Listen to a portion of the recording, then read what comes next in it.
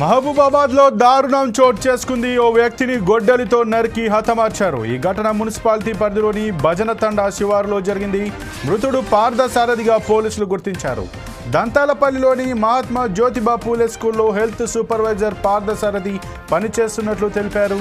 భద్రాచలం నుంచి గురుకుల పాఠశాలకు డ్యూటీకి వెళ్తుండగా హత్య జరిగినట్లు చెప్పారు. దీనిపై కేసు నమోదు చేసిన పోలీసులు దర్యాప్తు చేపట్టారు.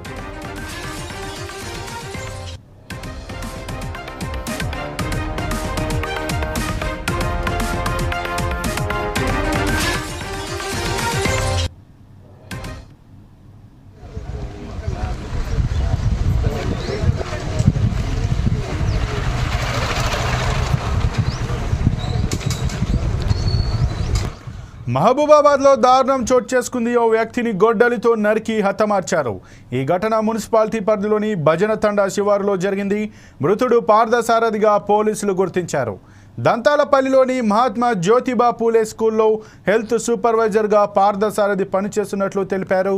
భద్రాచలం నుంచి గురుకుల పాఠశాలకు డ్యూటీకి వెళ్తుండగా హత్య జరిగినట్లు చెప్పారు. దీనిపై కేసు నమోదు చేసిన పోలీసులు దర్యాప్తు చేపట్టారు.